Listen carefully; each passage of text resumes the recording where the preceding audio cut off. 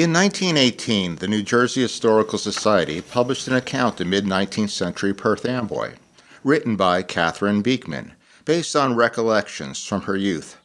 Let us take a look back at these times through her eyes. It was my good fortune as a child to pass the greater part of each summer in Perth Amboy, then embowered in green and swept by sea breezes, at the home of a relative whom I will call the Church Warden, that being one of the offices which he enjoyed in perpetuity, and from those summers I gather my memories of old-time life. The Church Warden's house stood on a hill which ran down to the steamboat dock, the only excitable spot in the place, for twice a day it was alive with people to help the boat start for or arrive from New York. This boat was commanded for some years by Captain, afterwards called Commodore Vanderbilt, and was the only connection the city had with the outside world. The Church Warden's was one of those old houses with a large room on each side of a broad hall, which ran through the house to a piazza certainly 15 feet wide, the roof of which was a continuation of the house roof. Below the piazza was an old-fashioned garden, which directly communicated with another beautiful old garden known far and near for its perfection, and belonging to the castle or manor house in which the Church Warden had lived as a child, and in which his 3 sisters still resided as ladies of the manor.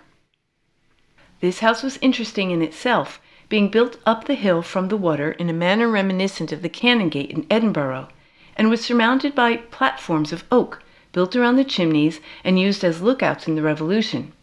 This mode of building gave a chance for many rooms. There were 26 all told, and they were needed for the unbounded hospitality continually exercised there. Every summer, but especially those in which the cholera was in New York, the house was crowded with guests, and at all times it was a refuge and home for those in need. The Parker Castle and the Church Warden's home both serve as safe havens during times of various epidemics. While Katherine Beekman spends her summers in Perth Amboy, her place of residence is in Newark, New Jersey. There, she was born Katherine Parker, daughter of Cortlandt Parker. Cortlandt grew up in Perth Amboy, as is the Church Warden's son. Church Warden is a term of endearment used by Katherine for her grandfather, James Parker II. Later, Katherine marries into the famous Manhattan Beekman family. James Parker II is raised within his ancestral home, the Parker Castle. Parker's grandfather constructs the old stone section of the family home during the early 1720s. Built right into the Amboy Bluff, it is bordered by Waterfront, Smith, and South Dock Streets. South Dock is renamed after the American Revolution as Fayette Street. To local citizens, this large stone and mortar building resembles a castle keep, and as a result, Perth Amboyans applied the nickname of Parker Castle to it. Over time, 6 generations of the Parker clan reside here. The cares of the household were divided among the 3 sisters. Aided by the old servants, one servant was blind but remained in the house, and was able to perform certain duties extraordinarily well. She was accustomed to put by the clean clothing and linen of the household, and was said never to have made a mistake as to ownership. The garden was the special care of Miss Gertrude, who prided herself on its perfection, and kept it in bloom from the earliest crocus to the late Christmas rose. One flower always seen in those old gardens was the damask rose, the forerunner of our American beauty. It was used to make rose water or potpourri. Wild roses were also used to make potpourri, and it has been my fate to be sent out to gather their petals, with directions to have no centers of the flowers in the basket. I can assure you that to fill a 3 or 4 quart basket with rose petals alone is no easy task. Between this garden and the castle lay a small bit of lawn stolen from the roadway, and guarded with the most jealous care by one of the ladies who kept a supply of missiles behind the front door to drive away the geese. Another of the ladies was an invalid. Indeed, she was said to have consumption, but as she lived to be 75 years old, it evidently was of a lingering sort. It may be that her strength of mind kept her alive, for on one occasion she was supposed to be dying, and the family gathered in her room, until she suddenly aroused from her seeming insensibility and said, "What are you all doing up at this time of night? Go to bed." She dispensed the charities of the household, and in days when there were no organized charities, such an employment was very practical. One charity was to buy up all the flax which could be found, so as to employ some old women who knew how to spin but knew little else. They were paid for their labor, and the linen was used in the household. We must remember that the days I'm speaking of, such people as the ladies of the castle wore all their underclothing of linen, and sleeping in cotton sheets was unknown. Throughout its rich history, the castle is used by legislators, royal governors, colonial gentry, and even by the British and American military. During the War for Independence, troops and militia occupied the castle and used its grounds. Directly on this side, during the summer of 1776, Patriot General Hugh Mercer sets up cannons along with earthworks as a defense against British ships in the Arthur Kill. At that time, the British occupy Staten Island, while American forces have a base camp in Perth Amboy. Before the Revolutionary War, the Church Warden's father adds a fine frame addition to the Water Street side of the castle. Period Georgian architectural stylings grace this structure. Highlights of this overall Georgian design include wooden blocks called coins, seen on the exterior edges, carved cornice dentils over the windows, as well as a very functional Dutch door. As in most grand colonial homes, the castle staircase is wide and well built. Going up this stairway, we see decorative hand-carved scalloped spandrels along with elegant balusters. As a young man, the church warden and his sisters use this way on a daily basis, and the sisters live in the castle throughout their long lives.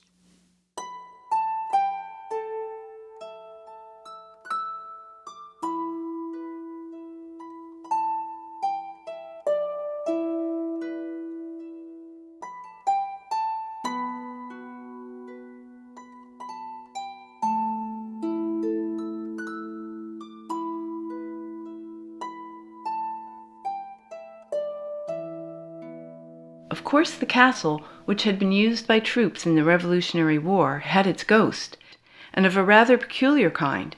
The story being that an American prisoner of war, seeking to escape, had made his way onto one of the numerous roofs of the house, only to be cut off at the waist by the guard as he emerged through the trap door. His legs were said to still hang below, but I, in spite of careful search, have never seen them. Life in the castle, however, was before my day, for the ladies were old and infirm when I was very young, and therefore let us leave the castle and return to the house of the church warden through the garden. As we step down from the low porch, we come to the sacred lawn, and crossing the roadway, we enter the garden under an arbor covered on one side with a sweet, lily-like flower of a light purple color, and on the other by a vine of coral honeysuckle. The path between the box border, the corner bushes of which have been allowed to grow until taller than most passers-by, is lined with flowers. Among them, the small pink cluster rose, which blooms from early May until Christmas time. And at the intersection of the two main paths, where the sundial stands, we turn to pass the English walnut tree, and some enormous pear trees so tall that the fruit cannot be plucked, and so into the next garden. We pass the woodhouse and smokehouse, both crowned with the trumpet vine or sweetbriar, and on to the great piazza, where the air is filled with the odor of the flowering grape by which it is covered, and so in at the back door. As Katherine Beekman describes, there is a pathway between the Water Street entrance of the Parker Castle and the back door of the church warden's home.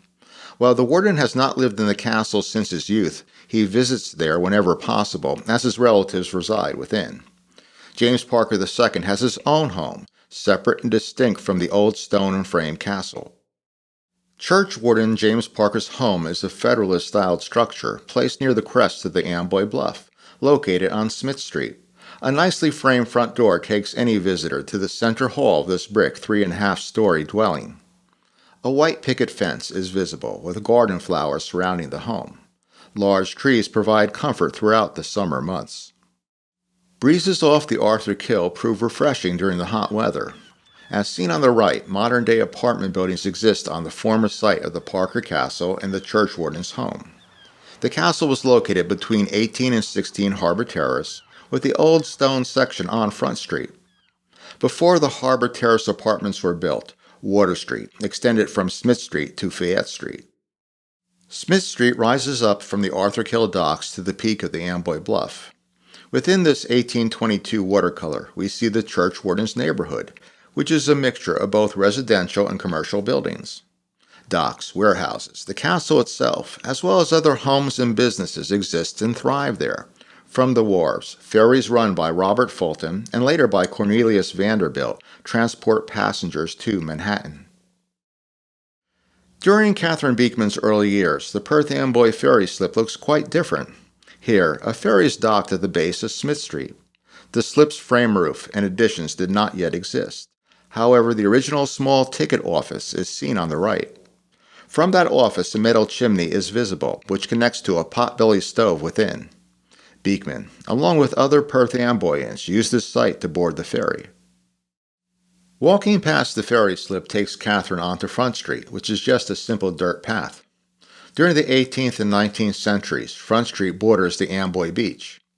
A few period homes are tucked into the Amboy Bluff, properly placed well above the high water mark.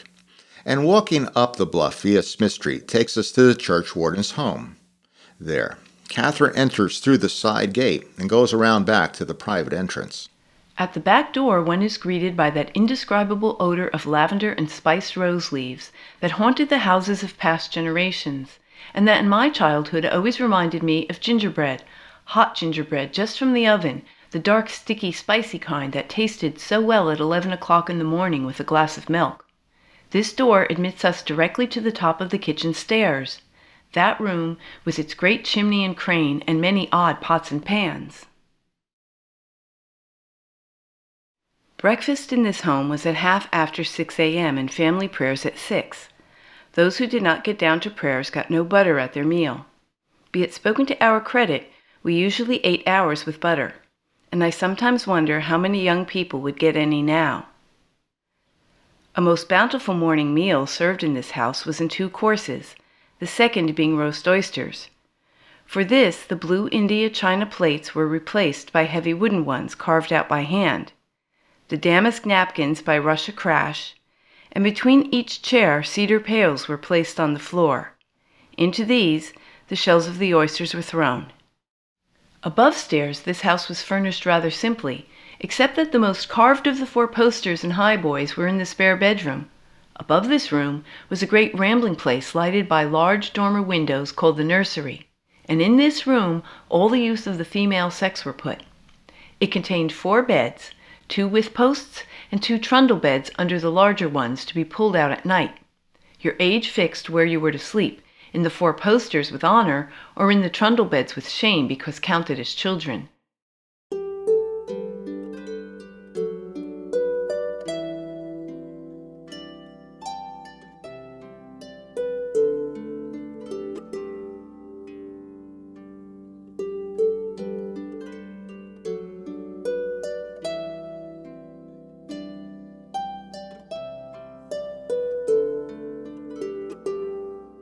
James Parker II is born in 1776, and he is raised within his ancestral home, the Parker Castle. Here, James devotes his life to public and community service, becoming a warden of St. Peter's Church, vice president of the New Jersey Historical Society, an assemblyman, a Perth Amboy mayor, a Rutgers College trustee, and a United States congressman. As a legislator, James's greatest work is perhaps originating the law that ended the local slave trade. And he also plays an important role in drafting the laws guaranteeing human rights, which are included in the 1844 New Jersey Constitution. The church warden, who cared for a large property scattered throughout the state, was continually on his feet. He was a public man, having served in Congress in the days of Andrew Jackson, and many years in the state legislature, where he had drawn up the plan of public schools and had formed the laws that stopped the importation of slaves through New Jersey.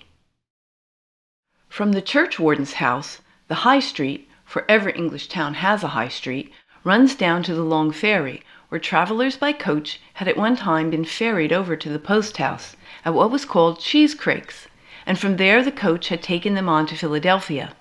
By this route, Benjamin Franklin had traveled while a boy from Boston, and the church warden had memories of seeing General Washington looking from his coach while on this same route. On High Street was the governor's mansion, in the midst of beautiful grounds laid out by an English landscape gardener, and opposite to it was the house which had belonged at one time to Commodore Truxton, and is said to have been the refuge of Aaron Burr after his duel with Alexander Hamilton. It was reached by a long avenue of Lombardy poplars, and it had about it many English elms, looking more like an oak than like an American elm tree. Thomas Truxtun is a privateer during the American Revolution. Later, Truxtun becomes the captain of the USS Constellation, a sloop of war. Naval battles ensue.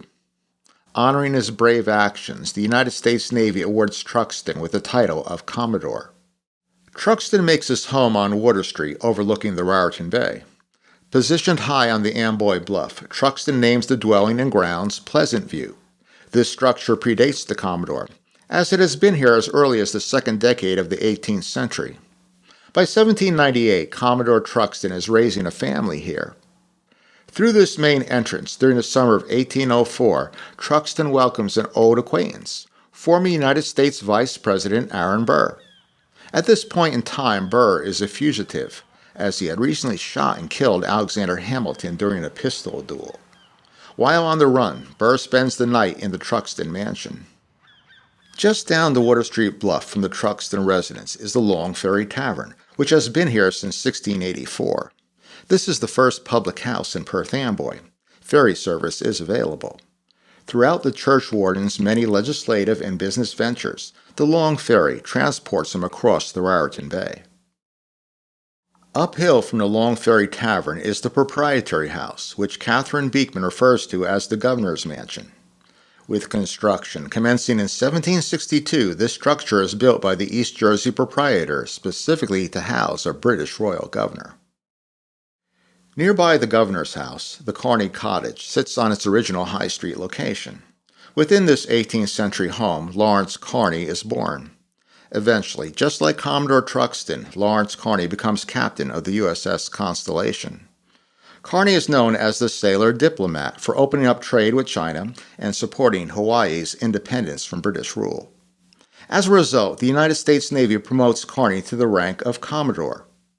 Carney also knows the Church Warden and a young Katherine Beekman. Commodore Carney had been in the Navy under Perry and was one of the first Americans to see Japan. The Commodore was most particular as to the family name, and was very upset if an extra E was added. The Commodore's front door had a large metal door plate engraved with Carney on it, but unfortunately the engraver had added the extra letter, and some of the Commodore's choicest language was poured out at that door plate. Sailors in those days were not remarkable for the use of parliamentary language.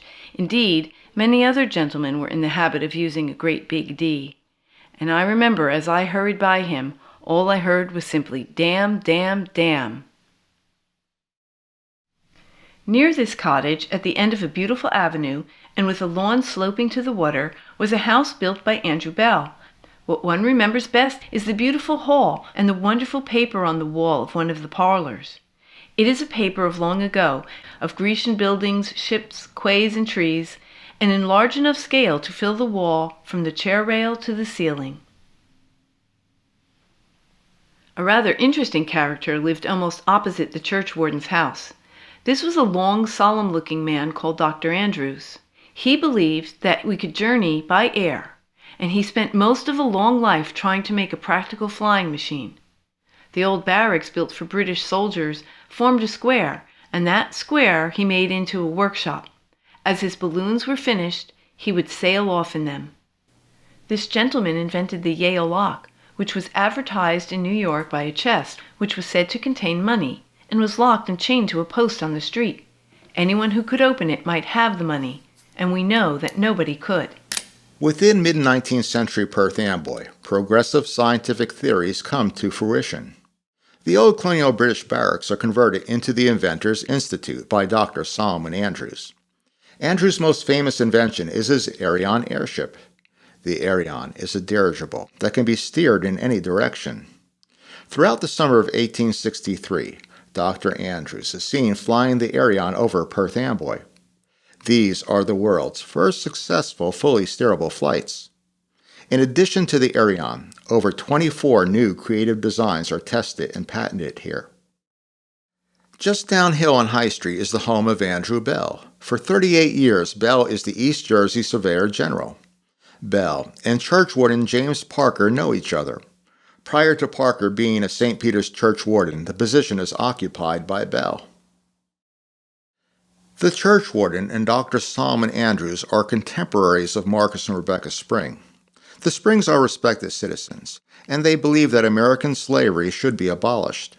Within Perth Amboy, they organize a progressive community. During the mid-19th century, a party of people bought the estate of Dr. Theodore King of New York, which lay on the banks of the Raritan River at Perth Amboy.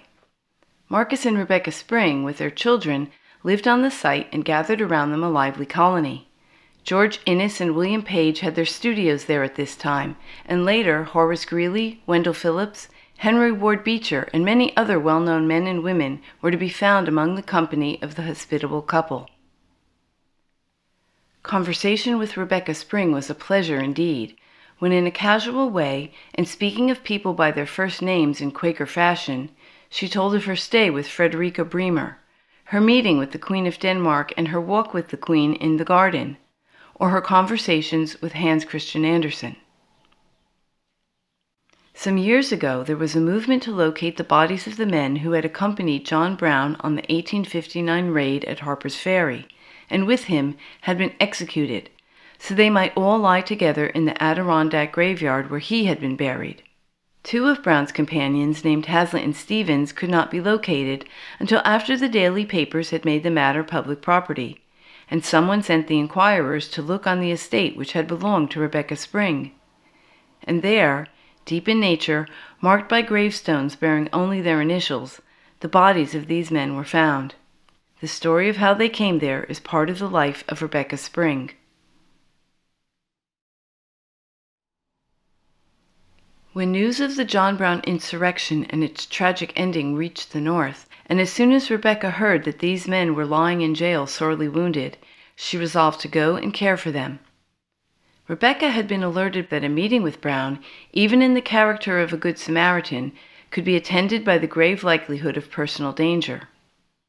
Regardless of the danger, day after day she went to the jail where Stevens and Hazlitt were confined, comforting them with hopeful words, shortening their weary hours by reading to them, and reciting poetry, of which her memory had a store, and ministering them with a liberality only limited by her pocketbook.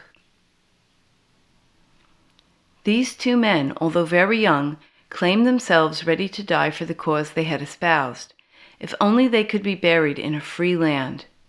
And to this Rebecca Spring, before leaving, gave her vow. From that time until their execution, Rebecca was in correspondence with them, and on their death they were brought to Perth Amboy. Hazlitt and Stevens were buried in free soil at the Eagleswood Cemetery in Perth Amboy. Eagleswood is the name of the community described by Katherine Beekman, although when formed in 1854, this venture was called the Raritan Bay Union. With an overall 268 acres of land, Eagleswood takes up most of the western border of Perth Amboy. Eagleswood is a transcendentalist site, a major station of the Underground Railroad, a farm, an early women's rights center, a military academy, an artist colony, and an important base for progressive ideas.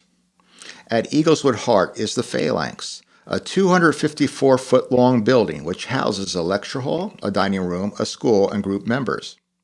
Here, Henry David Thoreau, Theodore Weld, the Grimke sisters, George Innes, and other notables lecture students and visitors. At times, informal religious lectures are held on Sundays within the Phalanx. The Eagleswood faculty encourages its students to attend the church of their individual faith, with St. Peter's Church in Perth Amboy being one of their recommendations. Marcus and Rebecca Spring are friends of the Church Warden. Many of their hometown peers belong to St. Peter's Church. Organized in 1698, the present St. Peter's structure was built in 1852 with the Church Warden and his granddaughter Catherine attending services therein.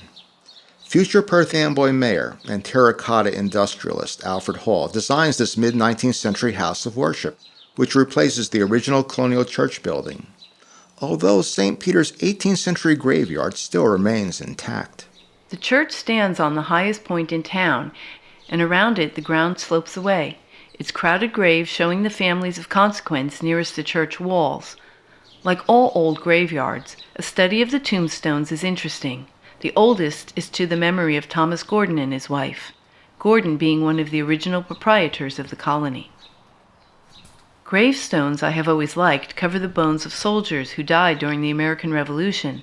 The original colonial church must have been an odd little building. Nothing of that original structure now remains, except the cornerstone marked 1685, which has been built into the walls of the new church. The original church bell, which was cracked when I remember it, was presented to the church in 1788 and had Perth Amboy engraved around the rim. When I knew the church, it was covered in English ivy, which hung over every window, even wandering into the building. The church spire was long used as a guide to the boats entering the Amboy harbor, and no doubt in earlier years was lighted at times to bring them safely home. As we sat in the old pew, the sound of birds in the ivy mingled with the rector's tones, and nearer, the trees, the grave markers so near that the names could be read. There, the time passed quickly, even to a weary child.